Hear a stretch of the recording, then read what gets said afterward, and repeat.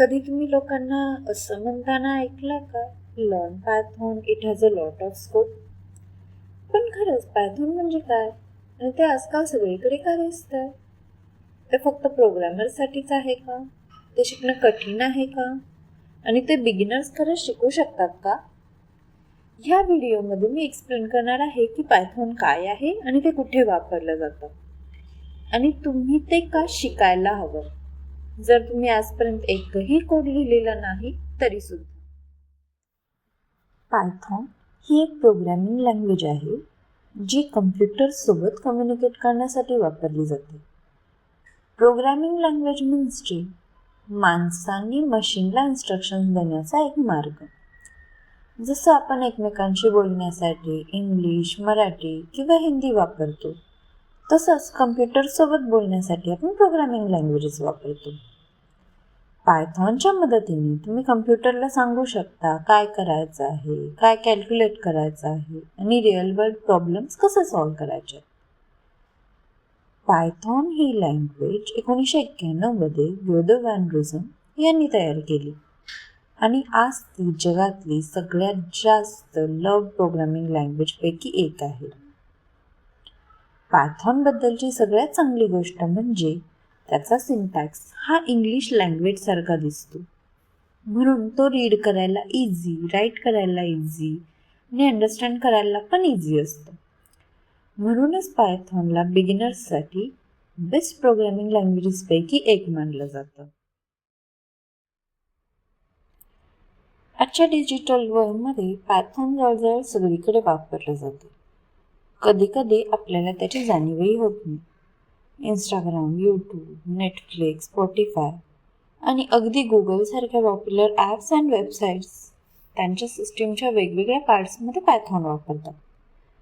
पायथॉनच्या मोठ्या प्रमाणावर वापर artificial intelligence, machine learning, data science आणि रोबोटिक्स सारख्या पॉवरफुल फील्ड्समध्ये केला जातो.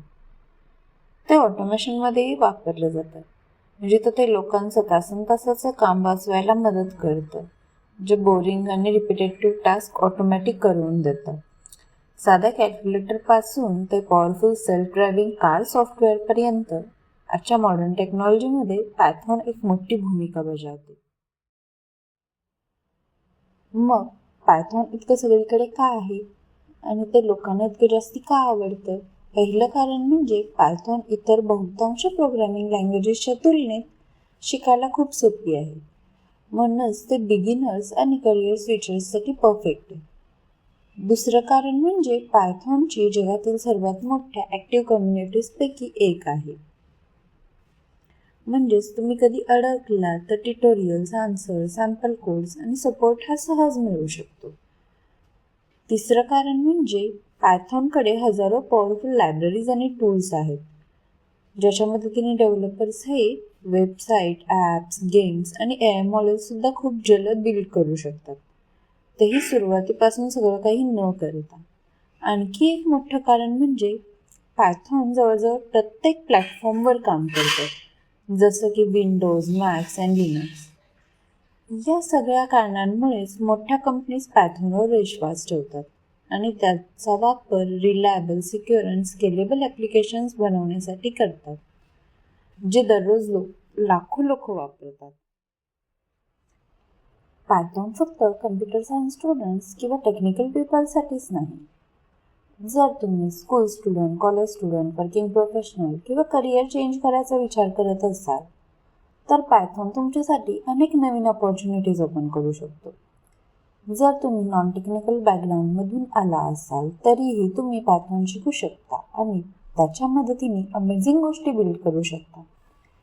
पायथॉन शिकायला तुम्हाला मॅथ्स जिनियस असायची गरज नाही आणि सुरुवात करण्यासाठी महागडा किंवा खूप पॉवरफुल लॅपटॉप असणंही गरजेचं नाही.